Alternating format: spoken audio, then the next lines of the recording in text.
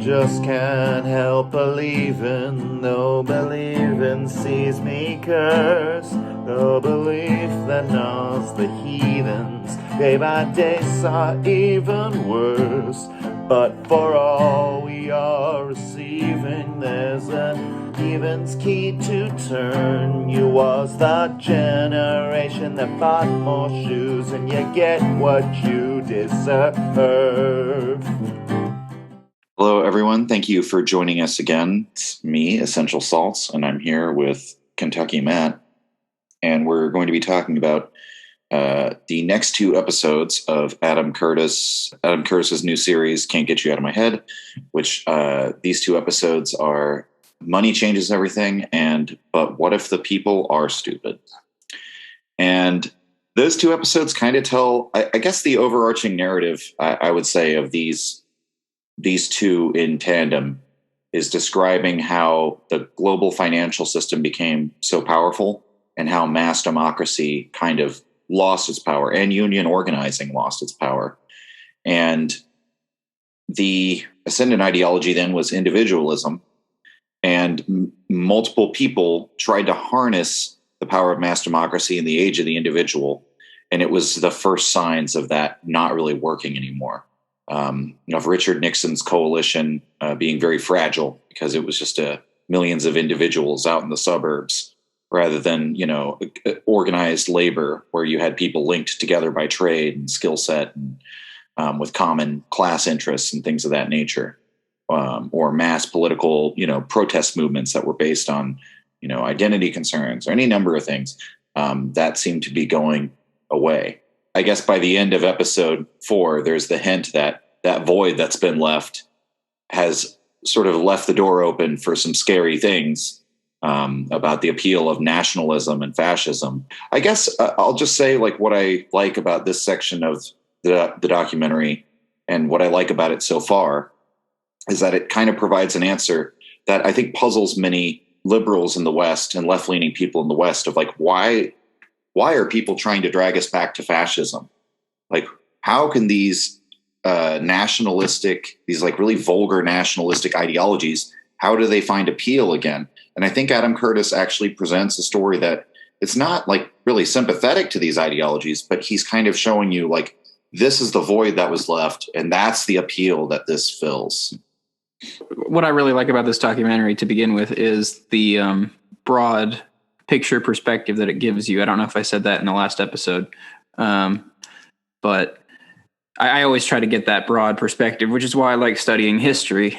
To understand the time I'm living in, it helps for me to understand how the world around me got to where it is, even before I was born. I don't know. I guess when you think about the history of individualism, I suppose you almost start with the Enlightenment, because the Enlightenment thinkers basically said I don't need a church to tell me what to do. I don't need a government to tell me what to do.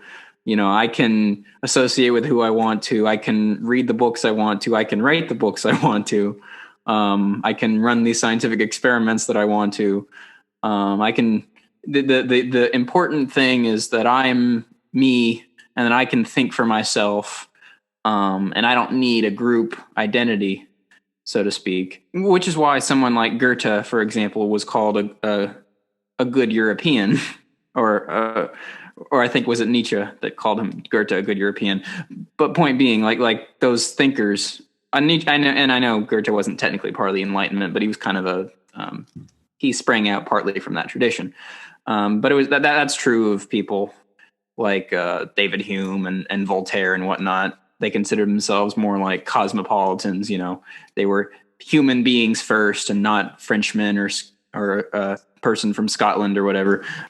And then, of course, the individualism began through individualism, people kind of felt like certain meaning had been lost. So that led to, Bolshevism and National Socialism. Then those things collapsed. And then the age of the individual began to spring up again. But again, people seem to be losing a sense of meaning and purpose and community, which might be why in the beginning of the documentary, at the beginning of the first of the I guess third episode, was it Arthur Sackler who was the person who first popularized the use of Valium for mental illness. Arthur Sackler and the Sackler family are on the top of my public enemies list.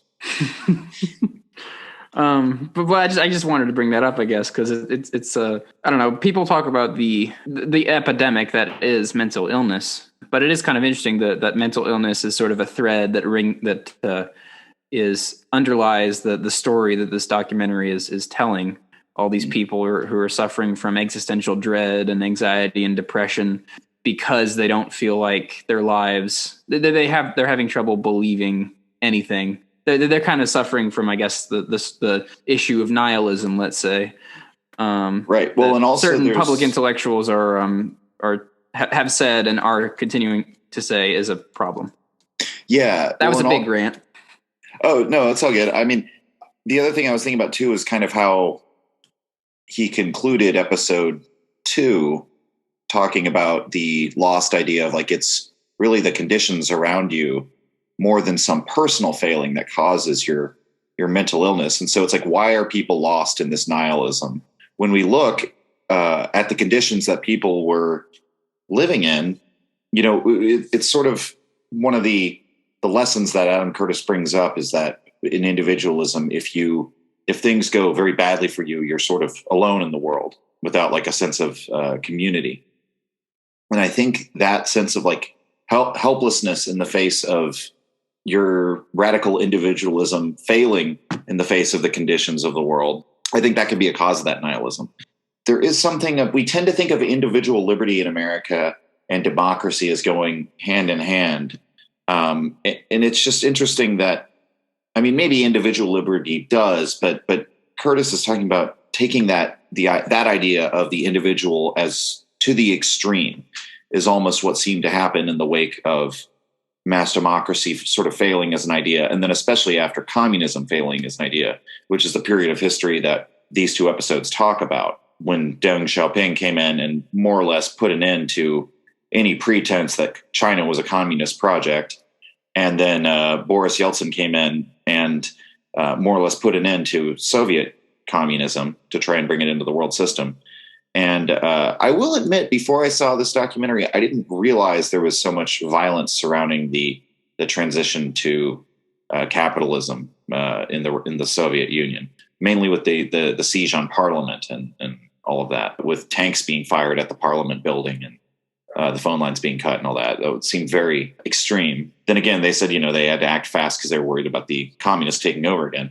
But in any case, in the wake of that, it seems like the individualism reached this like extreme height. Like it's the only value. The faith in the collective was gone. And so what do you get out of a society where that individualism reaches the extreme? And it seems like you can't get people to make sacrifices anymore, which is like what the one Chinese student leader, whose name I forget her name, more or less says she's not willing to sacrifice her life for Chai Ling. Yeah, that was her name. That it was. She's not willing to sacrifice her life for such a individualistic culture. And actually, to expand on that a little bit. So again, this documentary kind of takes the perspective that individualism was taken to an extreme, and so that is partly the result. That is partly why we see certain issues that we're seeing today. But what's interesting to me, I guess, is there are actually people who seem to take the opposite view of like, no, we need more individualism. We need to take individualism even farther than it's been taken. Now, whether the certain politicians that say that are preaching that or just certain public figures who are preaching that, whether it's going to actually have any influence in the long run, I couldn't say. But well, I could see certain people watching that documentary and be like, well, no, we're still, the issue in the society is still collectivism. This is something the documentary touches on. And I kind of touched on in my introductory statements, which is people don't really know what to believe anymore, whether they ever did or not. Right. But so it's like people, they're just all these different ideas, contradictory ideas kind of floating around in the ether. Well, and the real thing is which one of them is going to be able to challenge power, kind of like what you talked about at the beginning, that's sort of the biggest flaw of individualism is like you look at the power that collective action had, it actually could challenge power, at least to some extent. What does a purely individualistic, ideology have that can really challenge power? And I don't know if I've heard an satisfying answer from libertarians or, extreme individualists like objectivists as to how that individualism could challenge power. I see that personally as mainly their biggest flaw, right? It's like you want to secure these individual rights, but if you see all collective action as communism, basically, how are you ever going to contend with a real power structure that's there? Yeah, I mean, I guess if I were to try to steelman an argument, steelman the argument, I guess they might say something like, well, if everyone solely acts as an individual, then the source of power is so watered down that it kind of becomes irrelevant or useless, or it will just kind of, right. I don't know if it'll fade away or it would just inevitably collapse or something. I don't think that's a fair description of what's happening right now, though. Right. I'm not even sure it would work in practice. Yeah, it doesn't give you really a plan for how to put it into practice, because it's sort of like, if everyone just acted as an individual and didn't succumb to these these evil states or power structures, then we would all be fine. And it's like, well, that's true. But what about the guys who are, say, currently in the military? Like if you're in, say, we'll use an example from the film, like Ethiopia in 1984, where they basically said, okay, all these individuals came together to give money to help these starving people. But then they use that food as bait to forcibly relocate a bunch of people to depopulate a region so there can't be rebellions there anymore. And one of the things Adam Curtis brings up is Colonel Mengistu, I believe is his name. There was nothing they could do to challenge his power. And so you look at his armed forces marching there. They've decided they're not going to act as individuals. They're going to act as a collective. And so what do you do? What's the actual concrete plan? And I've never gotten a good response from a libertarian on that. It's more or less, I think the answer is that just as idealistic as communism, of just saying, well, we'll win them over with reason so that they realize their self-interest or something of that nature. But as you say, we don't see this violence decreasing or this threat of fascism decreasing. If anything, country when China made the decision to go more individualistic, you saw it had to be backed by force at Tiananmen Square, and it sort of started to change society and make corruption very powerful. So I don't know. I guess that's kind of a sidetrack to just talk about my personal issues with explicit capitalist ideology. But again, this is sort of, I don't know if I've already said it on this recording, but we were talking about it beforehand, how it's sort of a secret history, a sort of an alternative narrative that I haven't heard before of history. And I think that this does raise in history some issues for capitalist, individualistic ideology. I guess to get my point across, I'm going to try to give a little bit of background about a gentleman named Michael Malice, who I've been learned of very recently. And I don't know that much about him and his work. So I don't know if you know more about his work, and if you do, you correct me if I'm mischaracterizing his position. But he seems to kind of take this, conspiratorial view of there, a bunch of evil people who are deliberately perpetuating an evil system. So we must fight those evil people and that evil system, and there's no compromises. And he's an anarchist, an individualist anarchist. And he's an individualist anarchist, yes. But what this documentary seems to assert, and I think it asserts convincingly and gives a lot of evidence to back it up, if we're heading towards fascism or just some other weird new form of authoritarian government, it's not going to be the fascism or the communism of the past. Well, it's not going to be communism, but it's not going to be the fascism of the past. It's not going to be the authoritarianism of the past. And in fact, it seems to be the kind of power which is trying to create a society which runs like a machine, or a society which runs like a clock on its own, basically. And this is actually in the second episode we're covering today. But I was interested at the idea that actually not even the politicians have a lot of power in this system. Yeah, non-majoritarian organizations, or whatever the term was, which, yeah. Exactly. The technocrats that created these non-majoritarian institutions, although I guess supposedly the technocrat is supposed to be these neutral people who are just kind of, pressing buttons or doing something, I don't know, to make sure everything does run smoothly. And kind of like you said, I guess if power is that way, I don't see how advocating for individualist anarchism is really going to do anything about that. In fact, I think it indirectly or unintentionally helps the power structure, because it's kind of telling you, it's kind of telling you that all collectivism is evil. So all you can do is fight for your own rights and your own interest. Well, and it ends up being like self-expression, very similar to the hippie movement. Because Michael Malice, he's a writer, he's a entertainer and a personality. That's ultimately, it's the same sort of pattern of he goes out and he does his self-expression and his criticism, but there's not really a plan to challenge it. And those technocrats are the exact people that Malice hates, by the way. Like, also our friend ANCAP Matt, in your other podcast Beyond Talking Points, I know also has a dislike of like people who blindly trust in like expert opinion, quote unquote. And so like on some level, the right-wing individualists like recognizes their enemy in these technocrats, but I don't think they realize that, as you say, they're not really fighting it. They're pushing something that further divides up the collective power that could fight it, which is a problem. Well, and I was specifically trying not to call out Matt. I did it by name, which is, well, you did it, so that's fine. It wasn't me. We love you, Matt. What I guess to add on to what you're saying, what I struggle with when I'm talking to libertarians or ANCAPs or even some right wingers, well, even certain left wingers actually, but my criticism is specifically directed at ANCAPs and libertarians in this moment. Is, of course, they're anarcho-capitalists, so they're very quick to defend moneyed interests. They're not quick to defend this kind of capitalism, of course, because they feel like they can distinguish between their more pure form of capitalism and the current form. But they're always quick to defend, capitalism and people's right to earn money and people's right and companies' rights, kind of, sort of, because they're made up of individuals and whatnot.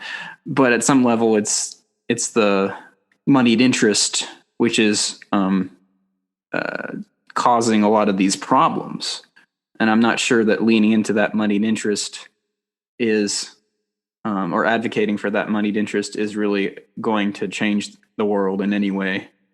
Well, I mean, one of the things Curtis points out is that really the nature, like a lot of the people who are like in the group of society you would call, like, say, the managers or people in the professional managerial class, they exist within corporate America and within the banks and within finance.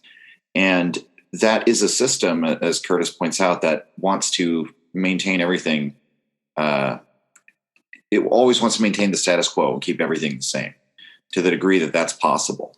Because if you've made a lot of money on the status quo the way it is, why would you want to change that? So you're going to do everything you can. And the global financial system does do everything it can to, like, try and maintain itself, try and maintain the current status quo that allows them, the current people who are getting rich, to stay rich.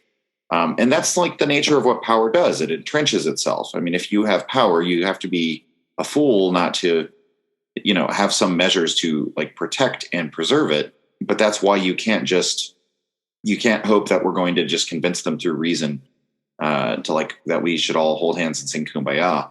The problem is, and this is another thing I enjoy, although I know I've already said it, I guess, but like in the first part of our reviews, I really do feel I understand why people have difficulty with that, because they've seen the horrors that happen from people saying, okay, let's combine for this collective action and smash the old power structure. Those horrors traumatized the West against revolution. Maybe this is where we could bring in Alexander Solzhenitsyn, because The film sort of contrasts Solzhenitsyn with Edward Limonov. Solzhenitsyn, of course, they both criticized the communist regime, but Solzhenitsyn basically criticized all ideology, and said that ideology was the problem, and that, had caused people to commit worse crimes than had ever been committed by, like, say, the worst villains of Shakespeare. Whereas Edward Limonov saw Solzhenitsyn as just sort of a literary elitist. His experience of the West, Solzhenitsyn was hailed as a hero in the West. And most of the people watching, if they've heard of Solzhenitsyn, watching or listening, they probably heard of him through Jordan B. Peterson, who makes Solzhenitsyn's Gulag Archipelago a central part of how he talks about communism in the Soviet Union. But what's interesting is that when Limonov went to the West, he's sort of like a dark shadow of Solzhenitsyn, because he goes to New York in the 1970s, which was like in the middle of a crime wave, and he was seeing the banks build on sort of the ruins of the old city that was just decaying in poverty. Curtis talks about how gangs were burning down whole buildings for insurance payments, and then the banks are just building on the ashes, of people living in these abject conditions. And so that was his experience with capitalism. So he didn't end up supporting that either. I found that very refreshing, that the Curtis, he doesn't really directly criticize Solzhenitsyn, but Solzhenitsyn's sort of an after, or just sort of a comparison point for Limonov more than anything else. And he's not dismissed, but he's established as, like, Solzhenitsyn's ideas are part of a lot of what he calls, like, the anti-ideology of current times, and it's a core part of individualism.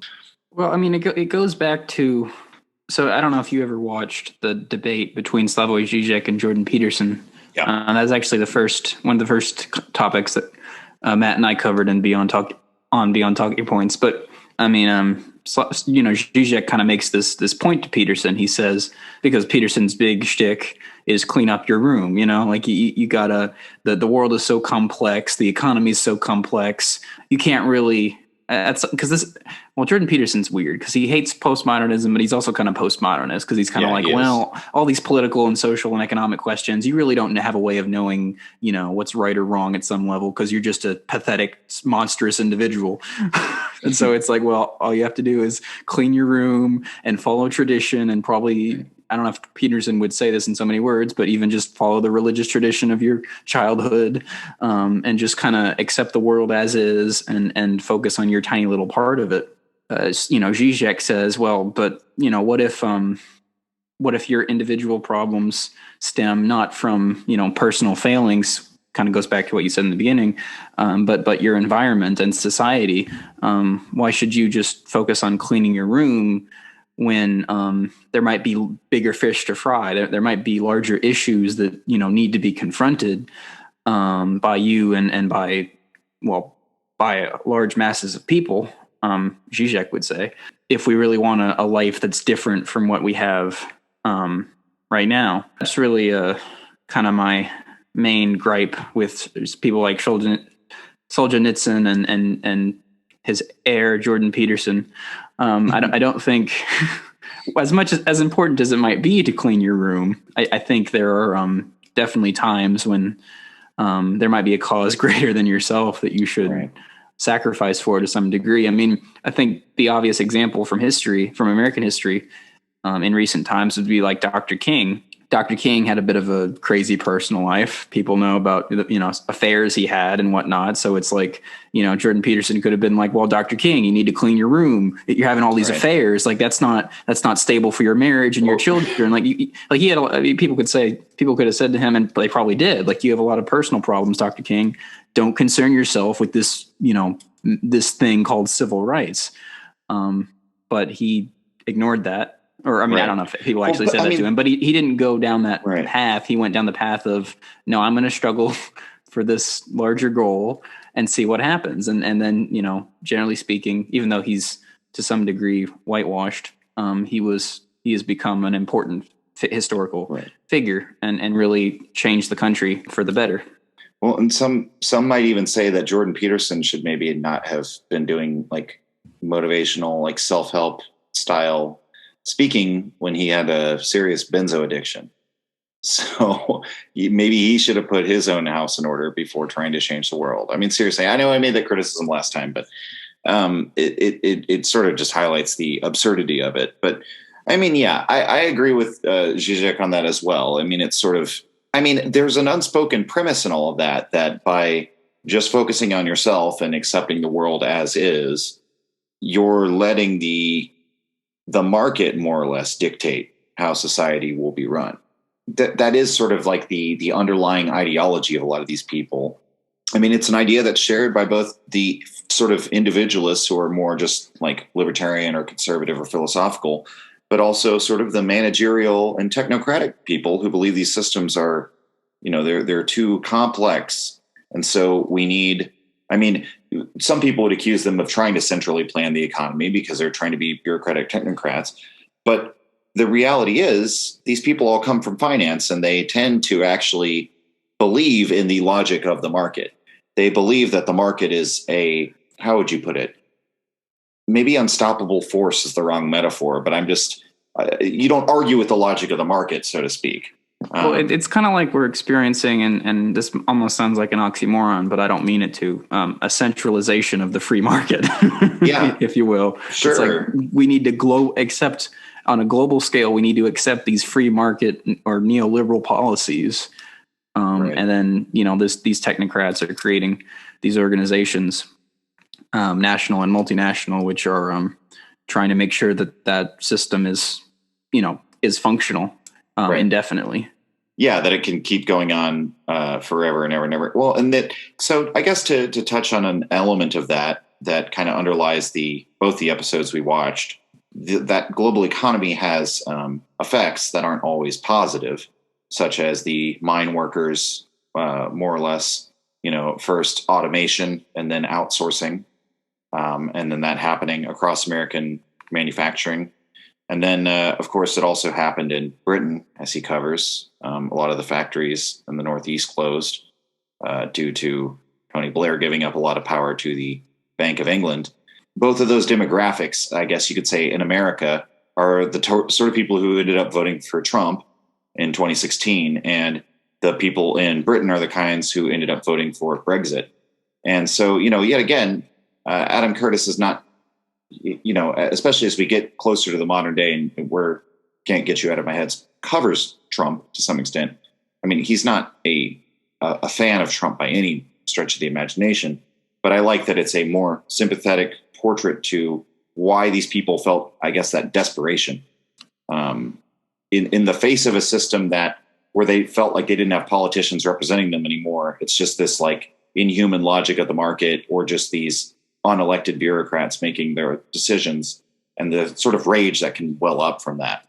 Yeah, well, I mean, he called me Kentucky Matt, so if anyone can guess, I'm from Kentucky. Although I'm not from rural Kentucky, so I'm only very indirectly. I only have very indirect contact with like some of these kind of poor rural towns that have been devastated by both a outsourcing of jobs and a replacement of workers with machines and whatnot. And I talk to many people, or I have talked to many people who come from these towns and just have, you know, feel deep to their core the struggles that many families in the country and in the world really have felt. And that of course is one reason I'm, you know, consider myself at the very least skeptical of capitalism, if not downright anti-capitalist, because of the devastation that it can bring against the average person. And the funny thing, of course, about the coal mining example, for a while, like coal mining led to a springing up of mass labor. You know, it led to the coal miners getting together and using their collective force to bargain for, you know, things like free healthcare and other rights and other bits of power and influence that they felt they had a right to as coal miners. That was eventually taken away from them, but by the changes within the geopolitical system that we are living through right now. Well, and it's funny that today we'll hear, you know, the goal of universal healthcare just derided as, I mean, obviously there's the old labels of just that's socialism or that's communism. But what almost bothers me more than that, because, I just expect the very basic right-wing arguments like that. But what bothers me more is when I hear people say things like, well, it's these kids today who want everything for free.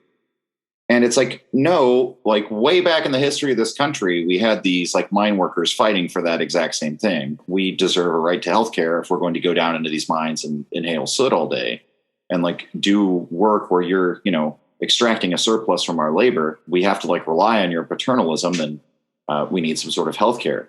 I guess what I'm saying is just like, these are not new ideas. These actually, if you look at America's past, we actually were far more socialist than we used to, than we are now. We used to be far more socialist, arguably, if you want to conceive of it as a scale. I'm not saying that we were ever truly a socialist country, but we went more in the direction of a social democracy because of the power of collective labor. And now it feels like that, I remember the most recent statistic, if I remember correctly, is that I think there's like 17% of Americans are in a union now, or of American workers across all labor. And so that means, 83% are not, which is quite shocking. And then if you look at the number of those 17%, I mean, a lot of them are government employees, especially in the federal government. Those are a lot of the employees who are unionized. And so it's a very like sad state for organized labor. One of the things the documentary points out in I believe it's the third episode, Money Changes Everything, was the shift from coal to oil. Oil is sort of it's extracted all over the world by a sort of diffused network of workers that can't really unionize or organize in the same way. And unfortunately, in the case of Saudi Arabia, a lot of them are controlled by authoritarian governments. We're not going to let them. They can't go protest for higher wages because the monarchy in Saudi Arabia is going to, say, no, we prefer not to. Instead, we're going to just suppress this. And not only are people in say the Saudi Arabian government not allowing the average person in its borders, the average citizen in its borders, to organize or to form a union or whatnot. So earlier I was mentioning how at some level because the system is being constructed in such a way as to almost run on its own, with minimal intervention by technocrats and by these large unaccountable organizations. Politicians have. I mean, it's partly, I guess, maybe related to the technocrats, but it's also partly related to politicians kind of wanting a bit of that old power that they used to have. Yeah. And so at some level, that's partly why, country like Middle Eastern countries, say the United States has invaded many Middle Eastern countries, has bases all over the world, starts needless wars. And it's not just the United States, but I'm picking on the United States because it's fun to do. So, but like you listen to too much Chomsky, son. We can prevent like other people in other countries from organizing and from like voting the wrong way. To use a phrase that some technocratic phrase that someone used. It's like we have the worst of both worlds. We have these technocratic structures, and then we have these politicians that, because they don't have much power, they're getting involved in all these wars, which I suppose inevitably actually are helping the technocratic structure in turn. Well, the way we fight wars and decide whether we're going to wars feels more and more removed from democracy, especially since the Bush era. I would say since Vietnam, really. Well, yes. Well, sure. But, one of the things, I think it's actually in the next episode, but that Curtis points out, is that the protests during Vietnam were a lot more intense than the protests of, say, the Iraq War. I'm sorry, did you say the protests for Iraq were more? No, that the protests for the Vietnam War were a lot more intense and sustained. Okay. Yeah. And there was a lot more social unrest caused by people who were anti-war during that time. I think he does explicitly say it, but I mean, you can sort of see from the argument he's crafting why that might be, that by the time we reached the 2000s, the power of mass democracy was so sapped, whereas even in the 60s, when things started to go in a more individualistic direction, there was still some of that power left, or some sort of, confidence in the working class people and in the people who were, activists to gather together and try and galvanize a change in society. And because, that does require you to give yourself up to a greater cause, because you can get killed or injured during a violent protest. And sometimes you have to stake out and occupy an area for a long time as a protester, or picket the same street day after day after day. And, that's not like you're not getting paid good money for that or anything. You're just doing it because that's a cause you believe in. And so it's very hard to find that based on individualism, which I guess is just a roundabout way of saying that. So even though it's been going on sort of like since Vietnam, I mean, I wasn't alive for that, but I do remember the feeling of the first Iraq war. And it did feel that sort of sense of helplessness of like, we all don't agree with this really. Or at least it felt that way in the cities and in the blue areas. It felt, and by the end of the Bush presidency, it felt very overwhelming, or overwhelmingly unpopular. At the same time, it felt like that had very little bearing on what the administration actually did, and that they were actually being informed or sort of guided by like intelligence agencies that are kind of their own form of technocrat in a way. Like they're saying, we're the intelligence experts, and we know that Saddam has weapons of mass destruction.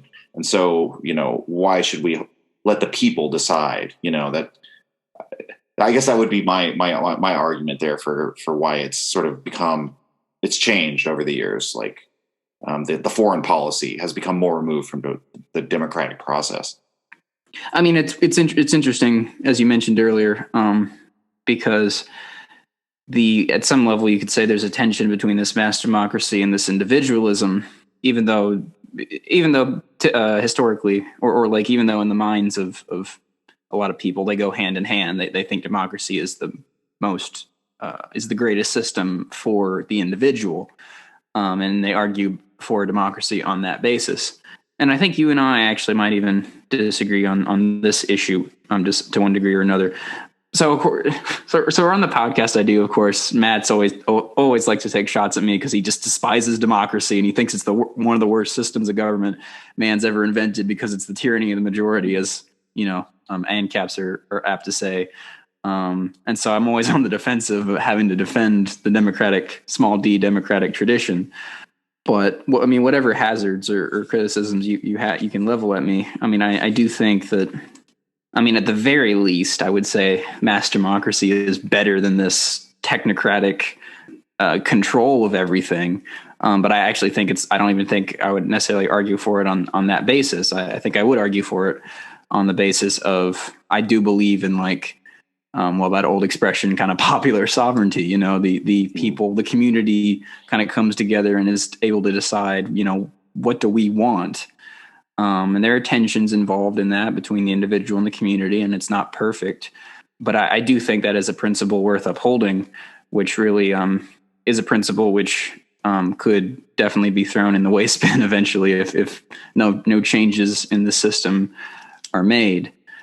I don't know if you have any responses to that specifically, but yeah, I mean, I guess I would just clarify. I'm generally critical of democracy, especially representative democracy as a system. But I am a collectivist in a very strong way. And so in that I believe in the collective power of individuals to change when they come together to change society, or just to, just that's the basis of really all of our structures of power, of all of our states, of all of our nations. That I think it was Jonathan Haidt who said that, human beings are rather stupid on their own, but when you get a bunch of people together to communicate ideas and check each other's work, they can be very brilliant, and that we can all sort of act as individual neurons.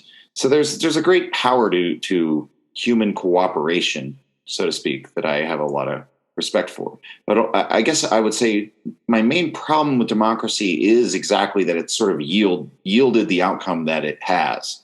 After all of the struggles of the system of democracy married with capitalism, we've sort of reached this end of just a managerial class that wants to sort of just keep us all docile and controlled, or unable to threaten the status quo that is benefiting the current people that are there. To put it in Hegelian terms, I see democracy as maybe one phase in history, along with maybe capitalism being one phase in history. And I think something is coming next. I think what's scary is that the future that is being crafted for us, we'll call it what we've just been referring to it as, like the technocratic future, so to speak. Like, that's a very ugly world to me that I would not want to go towards. And I think a lot of other people would feel the same way. It's sort of almost feels like a betrayal of the values of modern life. But on the other hand, there's the sort of darkness that's simmering underneath the system. And that feels like a return to a past. And I don't want to go that direction either. Yeah, that would just be to clarify. I think I'll put it like this.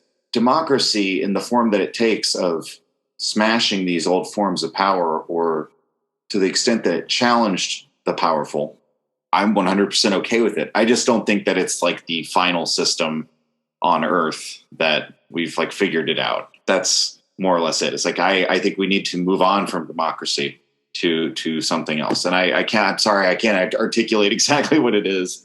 But well, no, actually, I think you're bringing up an interesting point that I guess I'll riff on a bit, because I also don't have. So to go back to like Zizek again, because Zizek, is in his like 70s, I believe, and so he's been around a little while, and he has continued over the many decades to call himself a communist, even though he's formally left the Communist Party many years ago, and most people think communism is dead in the water, but he just continues to call himself a communist, and everyone's just like, Zizek, are you bonkers? Are you crazy? Why do you keep calling yourself a communist? Well, A, he is crazy, but B, for sure. But B, he does have a point, because his point is, well, no, I call myself a communist because I'm trying to assert myself against both the old forms of communism, so the Chinese Revolution and the Russian Revolution, Vietnam, Cambodia, Cuba, what people view as these failed communist revolutions. He asserts himself against that, but he also asserts himself against capitalism and the neoliberal consensus. And he says what we need is something else. We need to find, of course, I guess Zizek would basically say, we need to find a way to take the best of both systems and turn them into some kind of new system, which I guess he calls communism. Right. But of course, this goes back to our conversation about political labels. We're going to call it communism, democracy. I mean, at some level, I guess it doesn't matter. But I do.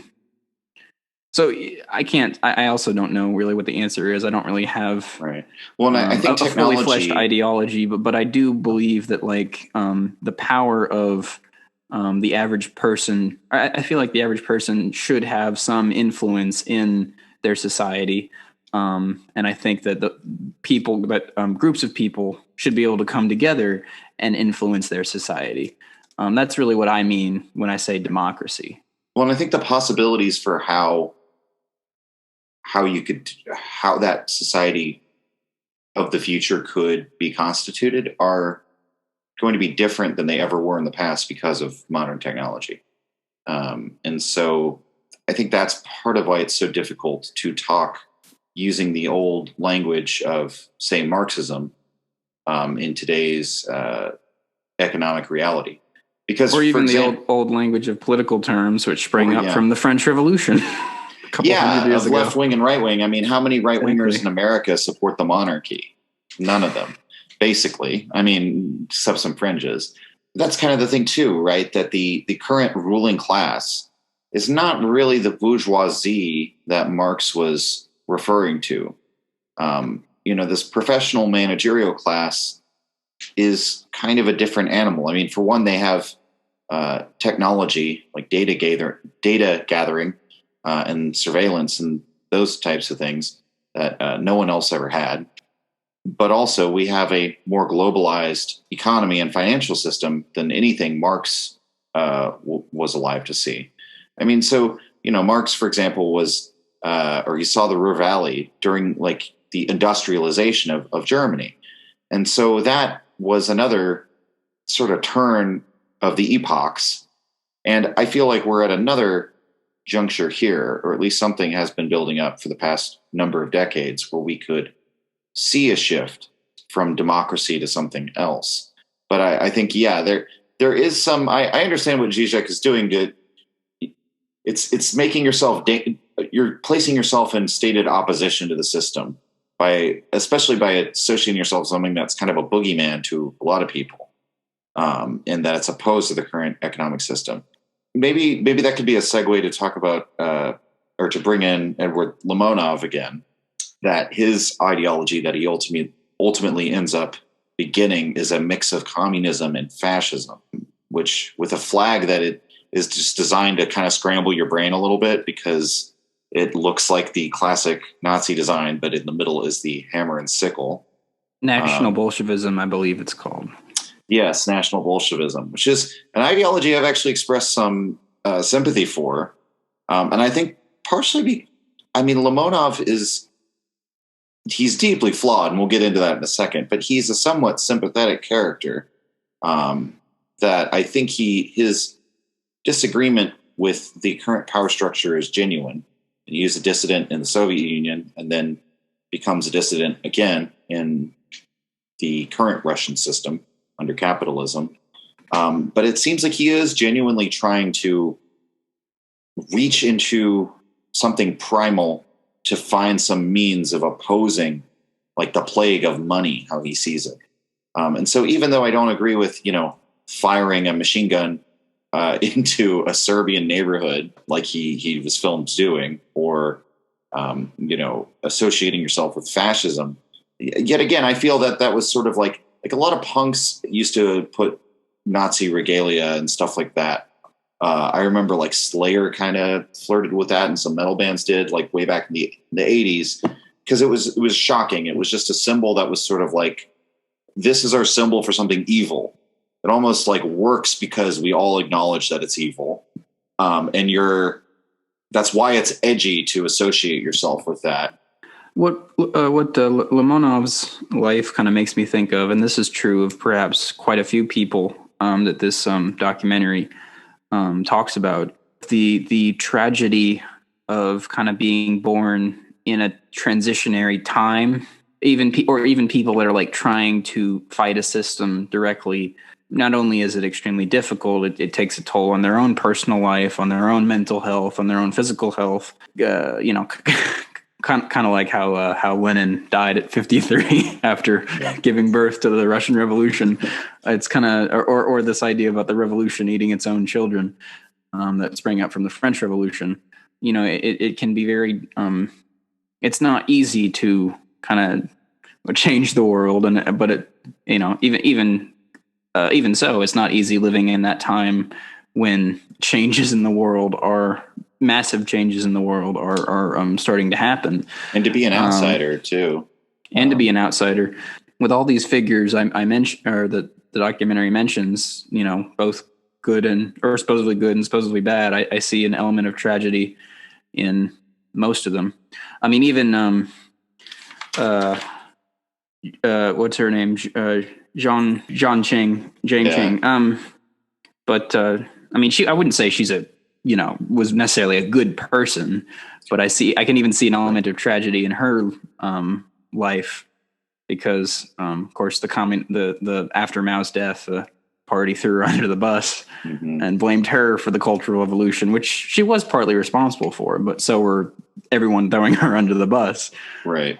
It's so weird, because these people. So not only are we talking about like these oppositional figures like Limonov, who really don't have any power, we're talking about the people who were originally in opposition to old systems of government and society in China and Russia and the U.S. and whatnot.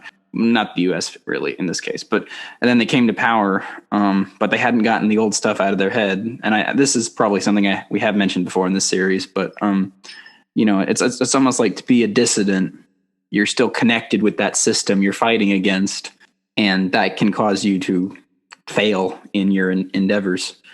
Yeah, well, they're all the figures are very hard to make a unequivocal moral judgment about, and that's part of why I like it, because it's very difficult to explain like how you should like say morally feel about someone like Jiang Qing. I could say this.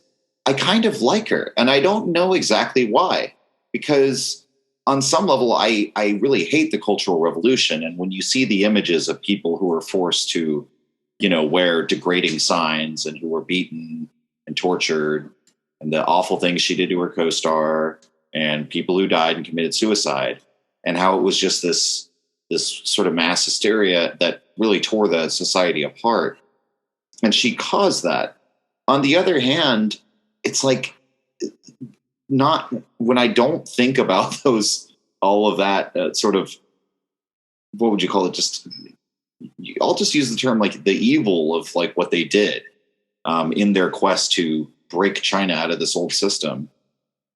Yeah. Well, you do feel for her when she's on trial by all these people who followed the same ideas, and she's always been sort of like sidelined by these powerful men and blamed for things.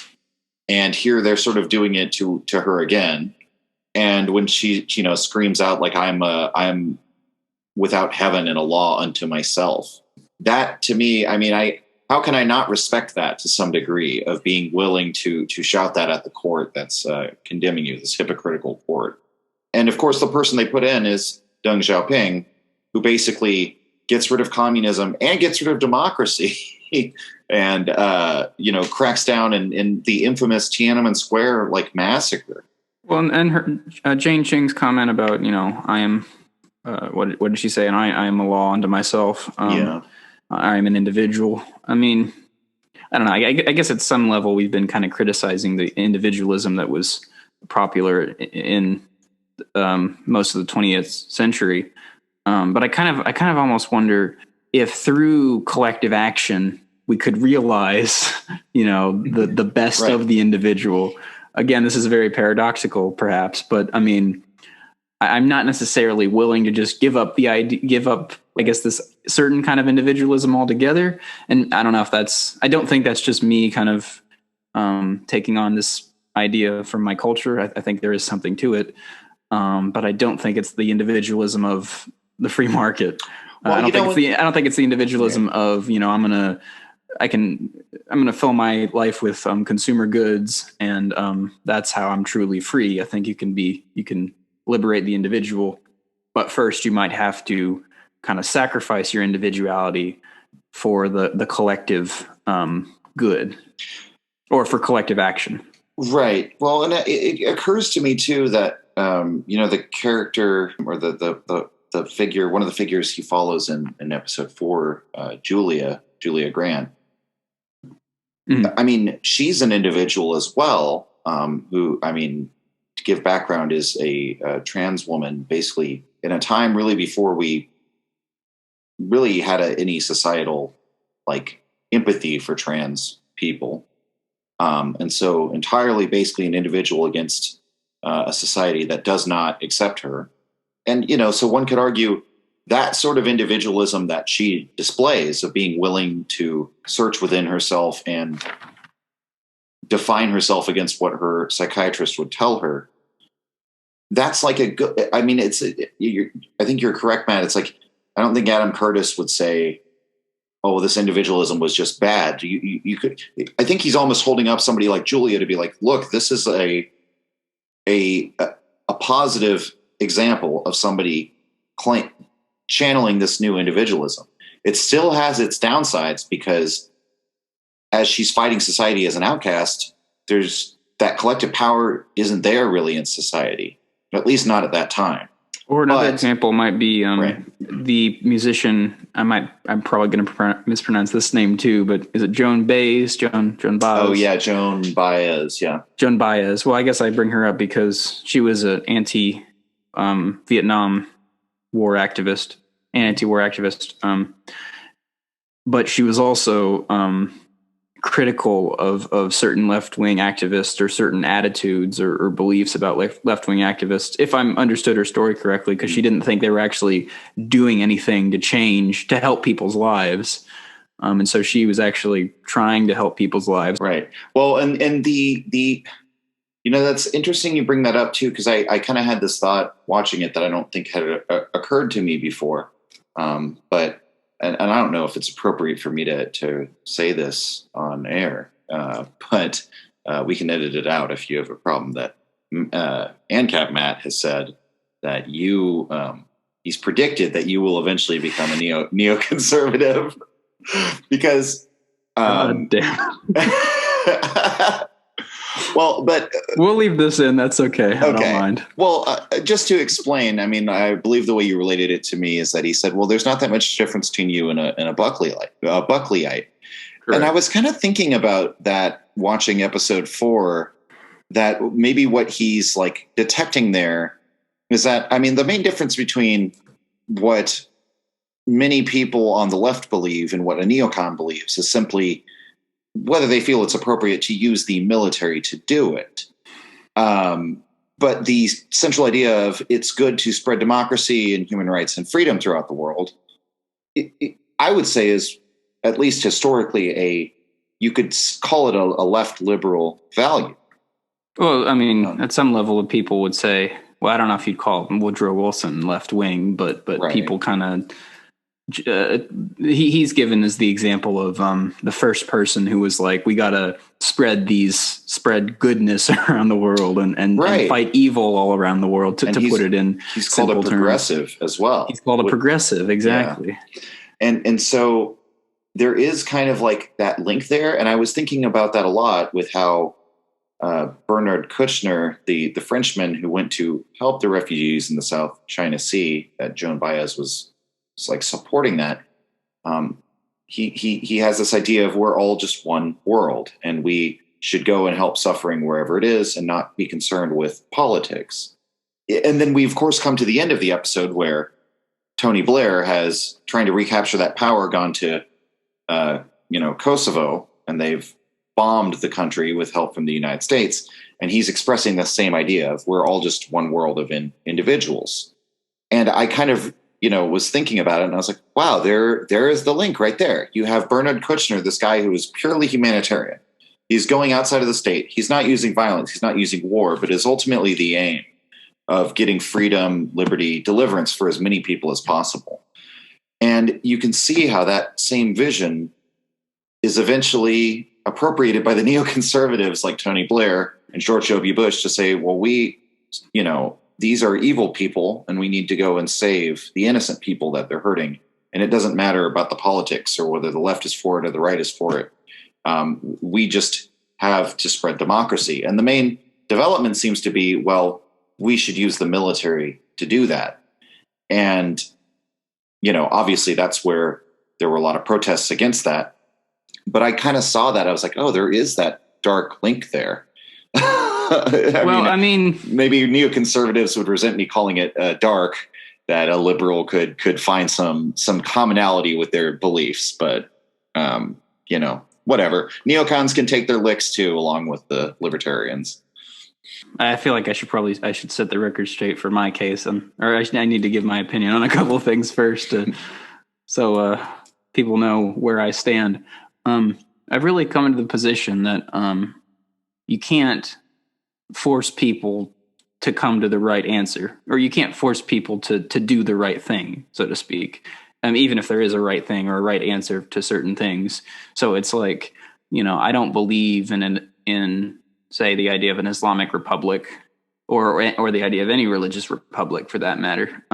But I don't think that the U.S. or Great Britain or any of these Western countries should go in and destroy every Islamic republic because it's against Western civilization and it's against secular democracy. And it's against all these, so-called Enlightenment values that everyone talks about these days, although the term has become bastardized, I would say. And those values are becoming bastardized. I mean, and this kind of goes back to what I said earlier about not really having the answer for, what politics is going to be in the future. I guess I could see why ANCAP Matt, would kind of look at would kind of hear me talk about multiple issues and kind of see, well, he's stuck in the left-right paradigm. He's basically a social democrat. which is what he said to me because I made a joke. I said I'm an ANCOM in theory and a social democrat in practice. He's like, no, you're a social democrat in theory and practice. Okay, well, I guess I see why he would say that. And I suppose that's partly because of the power of the system to kind of get it stuck in your head. Like it's so hard to imagine the world being different than it is. So it can be hard for me, when I think about politics, to get out of that left-right paradigm. But I've also thought about, I'm not sure social democracy is going to be relevant in the future. I mean, I think I'm probably, I don't know if I've said this. I don't think I've said this on this series. I probably said this elsewhere. I think it's the best system in the moment. It's the best system in context, in the context that we live in now, I should say.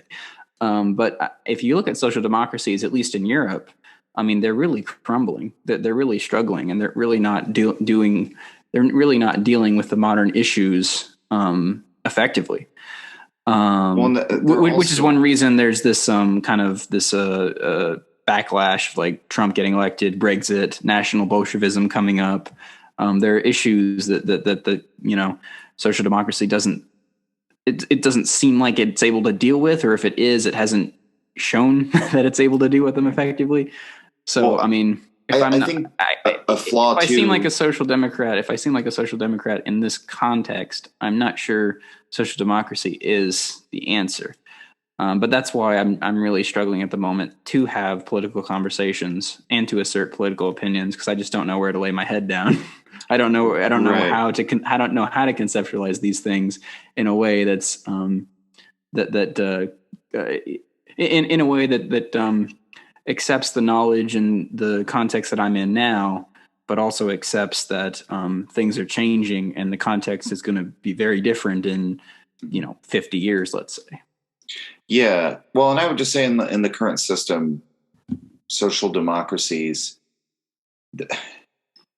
they're still tied into, I guess what I would say is, a lot of people on the left would look at that and say that's a more just, equitable society. But then you look at the fact, it's well, all of these social democracies, like in Europe, for example, sort of depend on the fact that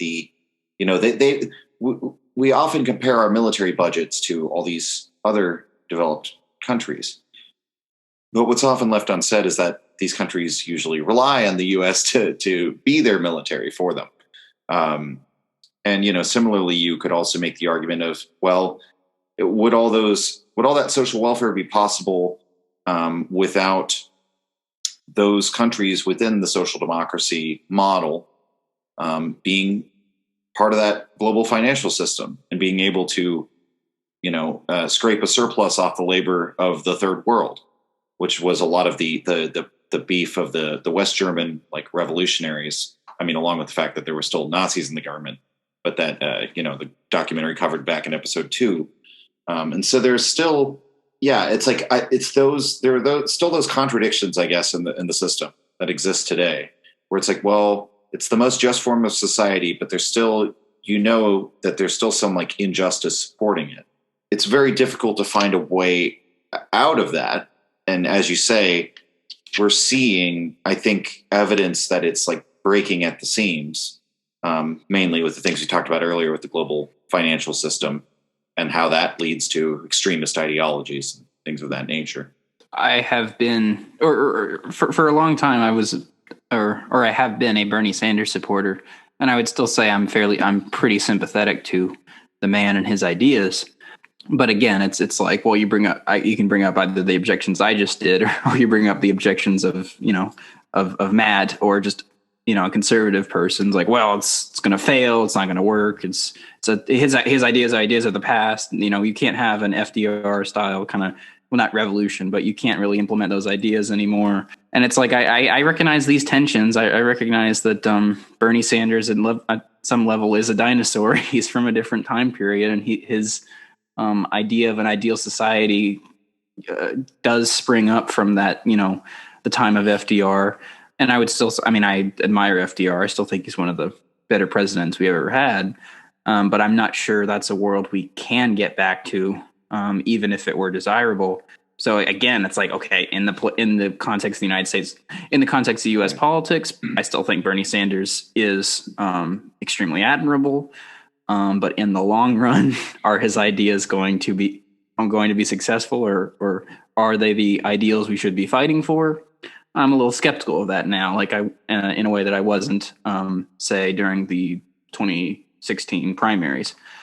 Well, and what you know, my biggest letdown actually from all that with Bernie was just seeing that the electoral strategy of getting like a social democrat like Bernie into office in America was probably a flawed strategy from the very beginning.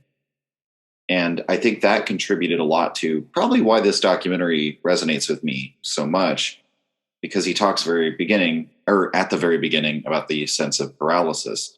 And that was sort of how I felt that we had a politician in Bernie Sanders that had a popular movement behind him and was unable to really get through the electoral process to reach the halls of power. Meanwhile, we had a right-wing populist in the figure of Trump. Whatever you think about him, there was at least some promise of some sort of populist policies to redress some of these like global economic issues. And he, through 4 years in office, more or less was either unwilling or unable to do anything either. Trump didn't end up being like the hurricane smashing through the halls of power that people thought he was. He ended up being mostly just another capitulator to power. And he smashed through norms. He smashed through the political norms. Because actually, I posted a video a while back, about thinking that, or kind of criticizing myself, because I was like, I thought I was too easy on Trump, or like I thought I wasn't like, I thought he was more of a. At the time when I made that video, I was thinking he might have been more of a threat than I thought he was. And then I talked to more people about it and thought more about it, and I'm like, no, wait. The only thing he really did was be the anti-politically correct president. So he just he smashed through polite society. He was the elephant in a china shop, only in the sense that that china shop is all the like you're polite, you don't question certain things, you don't make certain comments in public.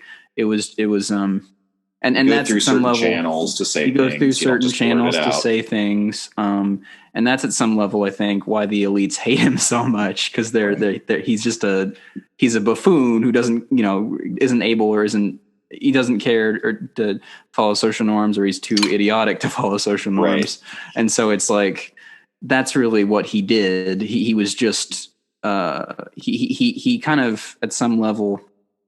So for a while, people, I think, have this idea, and unfortunately, I think the Democrats are trying to kind of bring this idea back, but I think Trump kind of put it to bed, the idea of the respectability of the White House and the respectability of government officials. It's like, when Trump was in office, like, oh no, he's destroying democratic institutions and he doesn't respect anything. And then, of course, so, Biden was reelected, and it's like now we have a president that respects institutions and is politically correct, and everything's back to normal. And it's like, no, nothing really changed. Right. except again, now people don't have even less respect for social norms, right, for political norms and political institutions. Well, just internationally show that you can get elected, say a bunch of dumb things, right? It's internationally embarrassing for us as well. That like how do we have the same level of respectability even in a Biden White House? Like on the international level, when they go to negotiate with people, when all those countries now know we're capable of electing like Donald Trump. I mean, I used to say, sorry. Well, we don't have to, I guess, I don't know if we don't want to go too, or talk too much about Trump, but yeah. I mean, we probably should wrap it up soon, because I think we're hitting like an hour and a half mark. Alrighty, I'll say this, and then I guess we can we'll have final thoughts or something. Yeah. But at some level, I kind of like hope, and I'm afraid the hopes have been totally destroyed, or at least there's no sign that these hopes were ever worth having. Maybe it's just a coping mechanism on my part due to what a terrible state the world's in. But I was hoping that at some level, like Trump being the anti-PC president, I didn't hope for this necessarily in the beginning, but I hope after he got elected, I was hoping for this.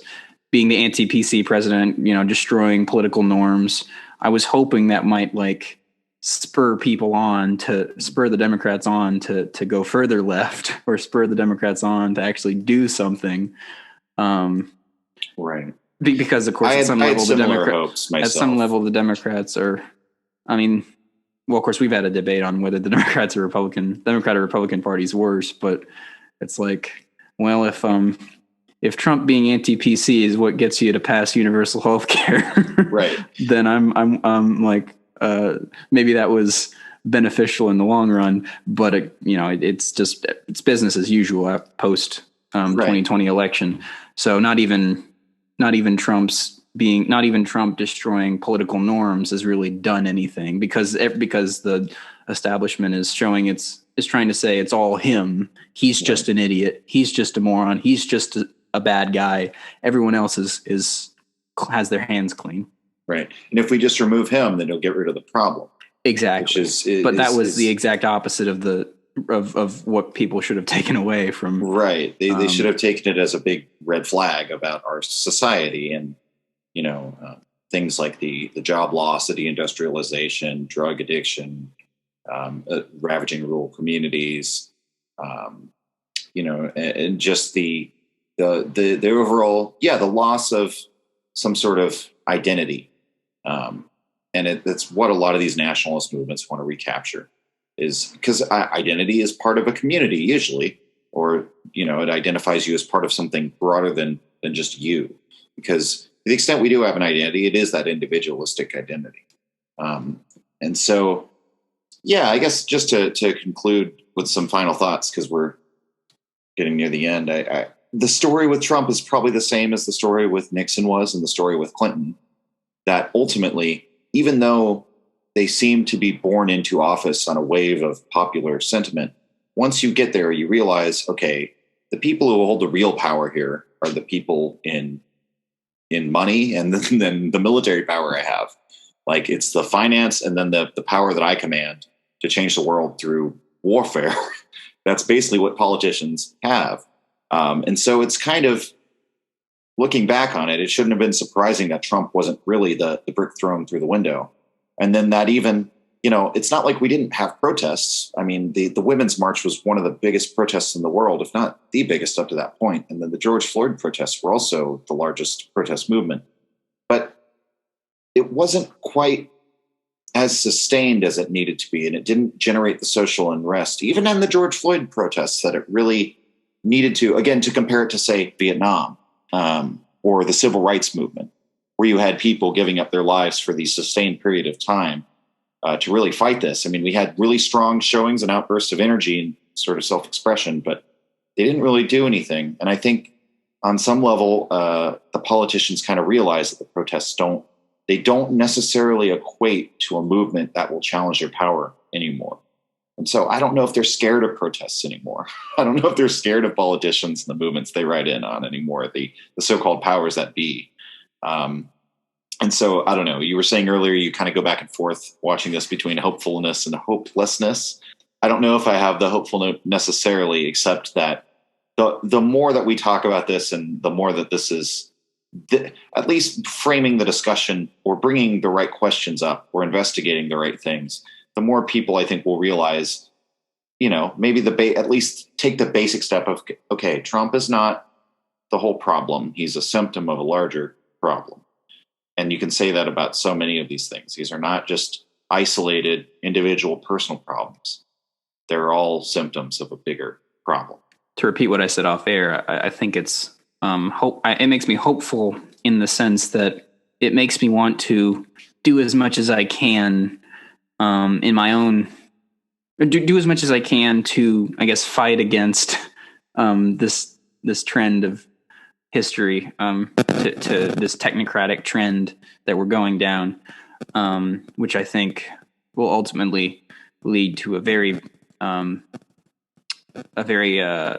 society that nobody would really want to live in. So, I mean, and it gives me hope that I think more and more people might begin to realize what's going on, and more people might come together and collective action might take place.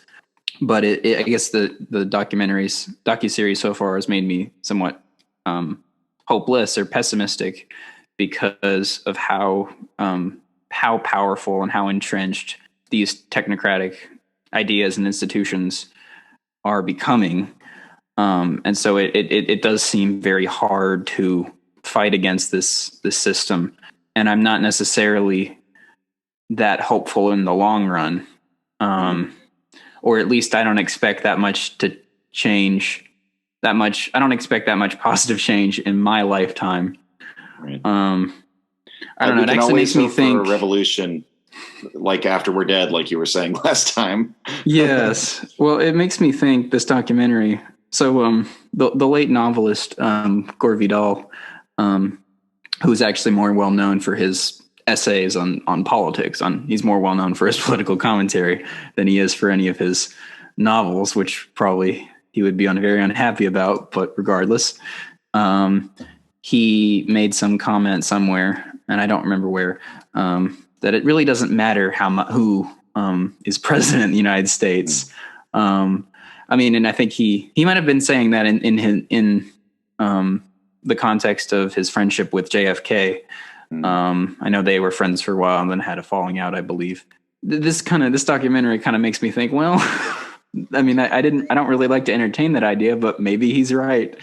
Because again, right. Nixon, Clinton, Trump, I mean, none of these are people I admire that much, and these are people who I think have really done immense harm to the world. But of course, they're just part, as you say, they're just part of this overall trend of which no one individual is fully responsible, and everyone is as much a victim, and all these people are as much victims of this trend as they are perpetrators. So that makes me less attention to news and politics, and I'm trying to really think about, okay, what do I truly believe? What do I truly want to fight for? What are my principles? What are my political opinions? And I hope to come to a better place. Yeah. I hope to come to a place of less doubt, or I hope to have less doubt about certain issues than I do right now. But I am 21, so no one expects a 21-year-old to have everything, right? To know everything. Sure. Those are my final thoughts.